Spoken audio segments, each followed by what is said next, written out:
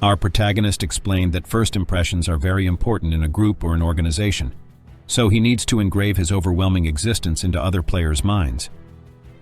The goblin fell to the ground while dropping his dagger. Black Scythe picked up the dagger, thinking that he needed to show his strength so no one would try to cause him trouble in the future. More importantly, he needed to grab the attention of the angel. For that to happen, he needed to put up a performance. Black Scythe, with his swift speed, dispatched the goblins that were charging towards him.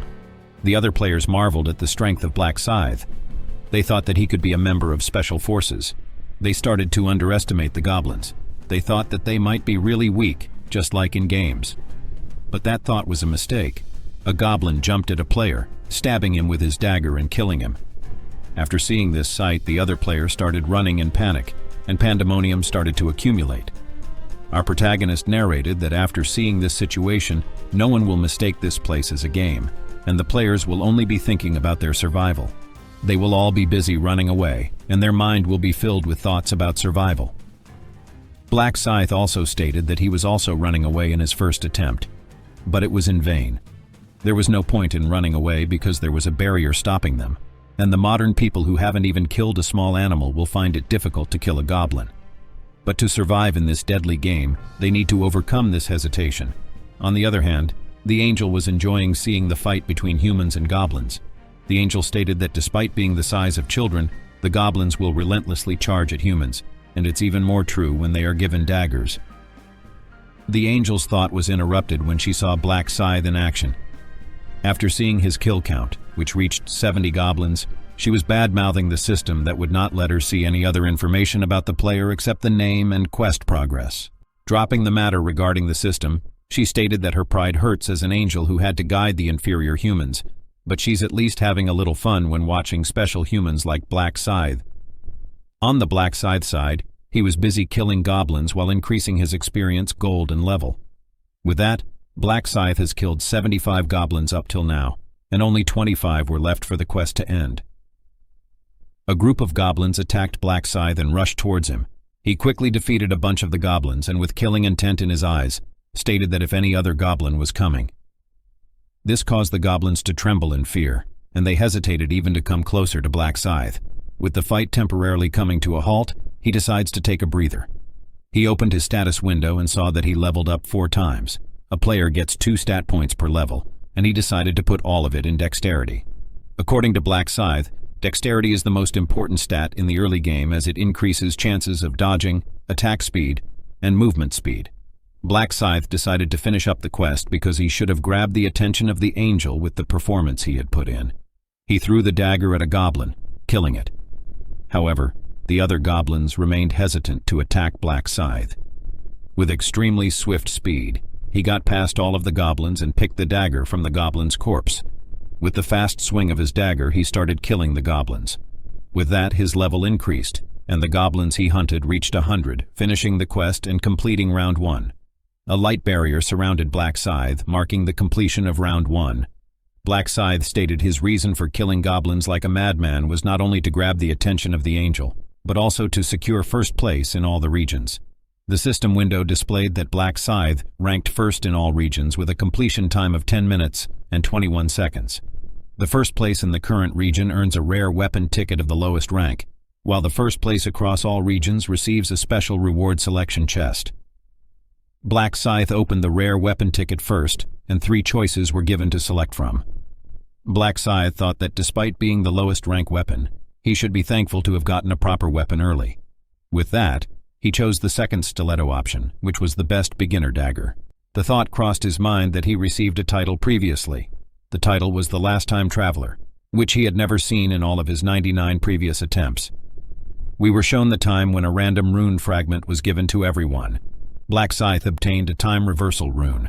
The rune engraving failed because the system detected the rune vestiges in Black Scythe's soul. Black Scythe agreed that it was a natural result because if the rune were to engrave again, it could have meant he could return to the past infinite times.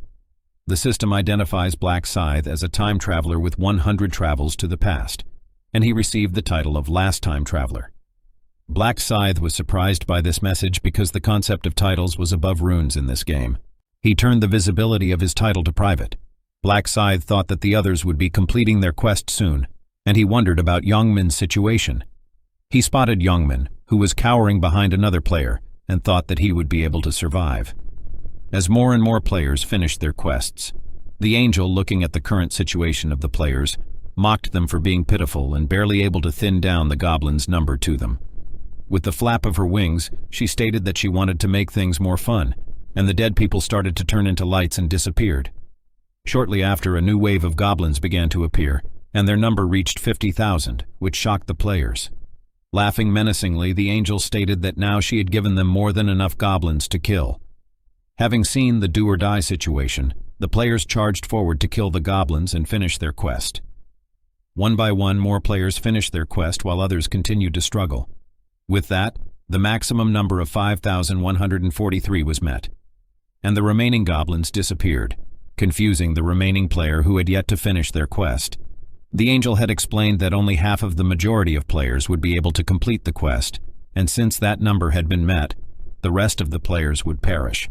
Those were the rules of the game. The players began to disappear and pleaded with the angel to give them a bit more time. The angel sarcastically told the remaining players not to be gloomy about the death of others. They had survived, and they should be glad that they would be able to return to reality. The angel officially congratulated the remaining players for passing the first round and advised them to try harder next time. The ranking of the first round was made public, and Black Scythe took first place. Second place was taken by someone named Stupid Idiots, and the third place was Heavenly Demon. Black Scythe received 1,000 gold, and he will be able to use this gold in the item shop, which would be unlocked at level 10. The other players were glancing at Black Scythe. Black Scythe contemplates that everyone should have known that he had received rank 1. The angel was surprised that the all-region rank first came out of her section and asked Black Scythe to answer a question for her. Black Scythe complied, and she asked the source behind his strength as if he had acquired a special rune or something else. Black Scythe told her that if she was curious, she could look at his status window. The angel nervously answered that she could look, but that she was just testing him. Black Scythe asked the angel if he could make a request. The angel stated that she needed clarification as to what request he wanted to make. Black Scythe mentioned his feeling that the first rank reward was lacking. This statement surprised all the players and made the angel furious. The angel menacingly told him to state his request again. Black Scythe calmly stated again that he did not like the rank first reward and asked for something better. The situation left everyone without words to say. The angel insulted Black Scythe in her inner voice, stating that he had dared to make requests just because he had killed a few goblins. The angel raised her hand, hoping to blow his head, but quickly remembered it was a one-time ability, and she had already used it before. Just then, something occurred to her. A devious plan came to her mind. The angel told Black Scythe she would normally turn down such a request, but they could have a private chat about it. She told everyone else to wait there while everyone discussed the current situation. The angel and Black Scythe went to the forest. The angel questioned him about why he was keeping his distance. She insulted him inside, calling him greedy like any lowly human. She contemplated how the reward could even be changed when the system was the one who granted it, and even if she could change it, she would never make an exception for him. The angel thought about teaching Black Scythe a lesson. She planned to kill Black Scythe just past the rock ahead, insisting on a secluded location to avoid objections from other players.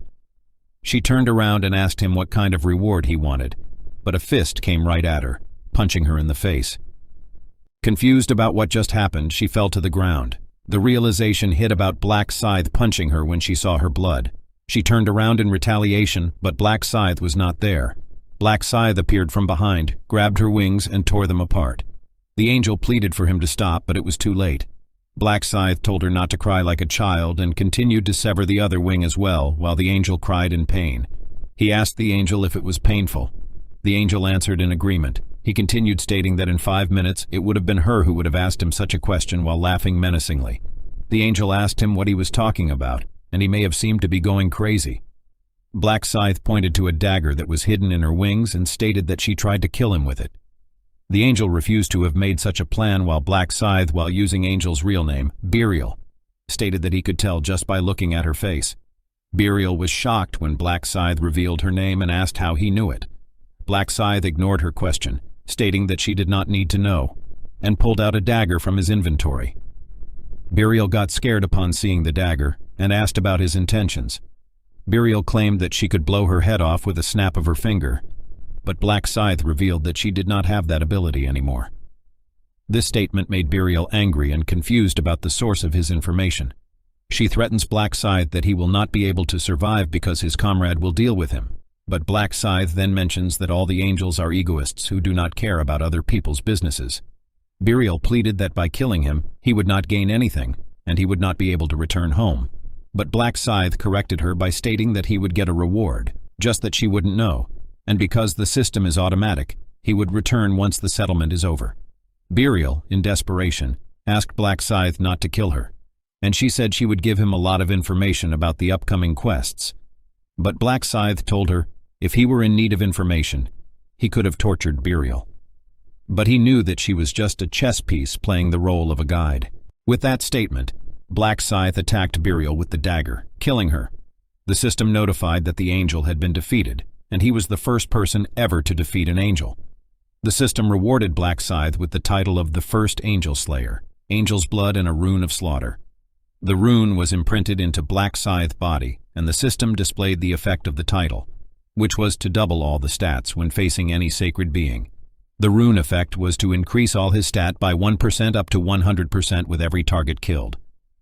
Black Scythe stated that he discovered these rewards when he took revenge against an angel on his 13th attempt, and every reward was unique because only a single player could obtain them. He also thought that the other angel would be shocked if they found out about him acquiring another rune. The biggest reason he killed an angel was to get the angel's blood, which can be used to change his class to Reaper, a natural enemy of angels. All players can get a class on level 10, and there are a total of 30 different classes. To change class, they need to obtain a class change item or fulfill simple conditions. But there were exceptions to unique classes, which were given to a single player under special circumstances. Of course, unique classes are on a completely different level than the rest. May it be stats, runes, or skills, they are unmatched. Black Scythe proceeded to claim his reward. 3 options were given. First was 3x experience buff, limited to second round. Second was 2,000 gold, and third was info about the second round. Black Scythe contemplated being about to reach level 10 as quickly as possible, and chose the 3x experience buff reward, which would be applied automatically on the second round. Black Scythe, being in his final attempt, thought that he needed to become stronger by any means necessary. With that, round 1 ended, and all surviving players woke up in reality. Everyone was confused about what had happened and thought about the recent events being a dream. Youngman checked the time, which was 5:20 in the morning, which was the same amount of time they spent in the other realm. His lackeys also woke up and asked Youngman if they had fainted. He replied that not only them but everyone else also fainted. Youngman clarified that what they saw previously was not a dream, but a reality. They got frustrated by the fact that they had to go back into that realm next month as well. Kim Taeshik, one of the member of Youngman's lackeys, wasn't waking up. They tried to check on him but discovered that he was not breathing. Youngman asked if he died. They concluded that he may have died because he was not able to clear the first round. Everyone who was not awake yet was probably dead.